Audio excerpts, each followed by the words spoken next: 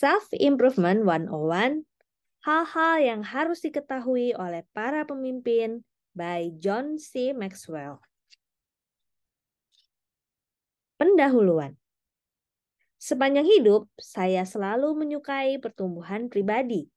Saya menciptakan dan mengerjakan rencana untuk bertumbuh setiap tahun dan saya telah melakukannya selama 40 tahun. Banyak orang mengatakan bahwa pengetahuan dan pengalaman datang seiring dengan berjalannya waktu. Saya rasa itu tidak sepenuhnya benar. Kadangkala, waktu berlalu tanpa disertai hadirnya pengetahuan dan pengalaman.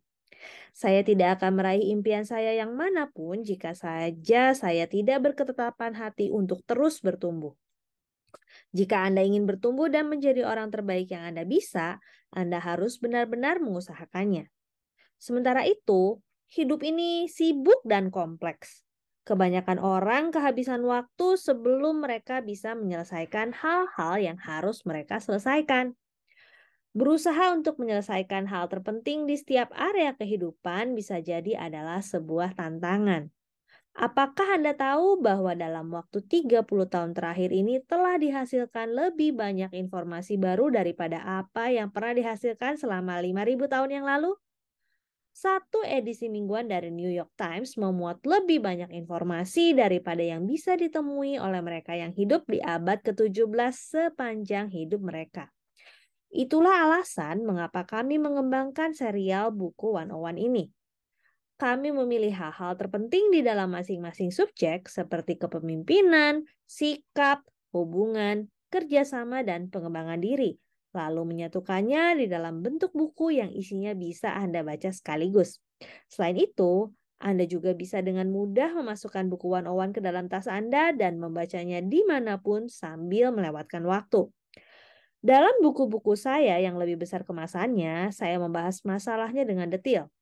Saya melakukan ini karena saya percaya bahwa itu seringkali adalah cara terbaik untuk memberikan nilai tambah pada orang. Self-Improvement 101 berbeda. Buku ini memperkenalkan kita pada sebuah masalah, bukan membahas masalah itu dengan mendalam. Bagaimanapun juga, saya percaya bahwa itu akan membantu Anda sepenuhnya bertumbuh di bidang kehidupan Anda ini.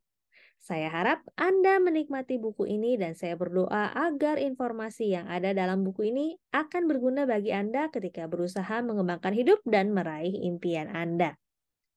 Bagian yang pertama, meletakkan dasar pengembangan diri. Bab 1. Apa resiko yang harus saya ambil untuk mengembangkan diri? Pengembangan diri harus disertai dengan niat yang sungguh-sungguh. Tidak ada seorang pun yang bisa begitu saja mengembangkan diri. Penyair Robert Browning menulis, "Apa alasan kita ada di bumi selain untuk bertumbuh?"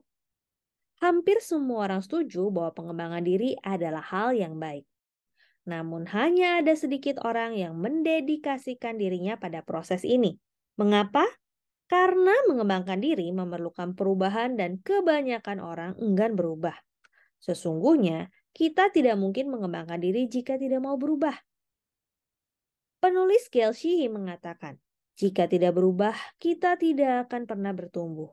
Jika tidak bertumbuh, kita tidak akan hidup.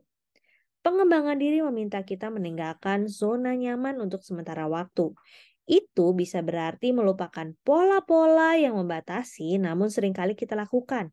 Pekerjaan yang terjamin namun tidak memberikan hasil yang sesuai, nilai yang tidak lagi dijunjung tinggi, atau hubungan yang telah kehilangan arti sesungguhnya. Seperti yang dikemukakan oleh Dostoevsky, mengambil langkah baru dan mengungkapkan perkataan yang baru adalah hal yang paling ditakuti oleh kebanyakan orang. Ketakutan seharusnya muncul dalam bentuk yang sama sekali berbeda. Saya rasa tidak ada hal lain yang lebih buruk selain menjalani kehidupan yang tidak bertumbuh sama sekali tanpa perubahan dan perkembangan. Mengembangkan diri adalah pilihan.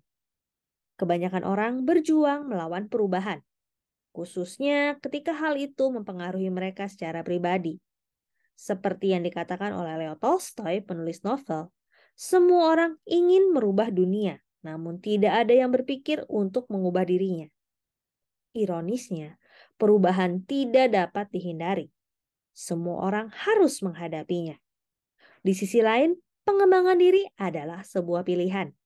Anda dapat memilih untuk mengembangkan diri atau bersikeras menentangnya. Namun ketahuilah, orang yang tidak bersedia mengembangkan diri tidak akan pernah mencapai potensi mereka. Dalam salah satu bukunya, teman saya Howard Hendricks bertanya, "Bagaimana kamu bisa berubah akhir-akhir ini? Minggu lalu mungkin? Atau bulan lalu? Tahun lalu? Dapatkah kamu mengatakannya dengan sangat spesifik?" Dia tahu bagaimana orang-orang cenderung untuk tidak produktif ketika tiba waktunya untuk mengembangkan diri dan berubah.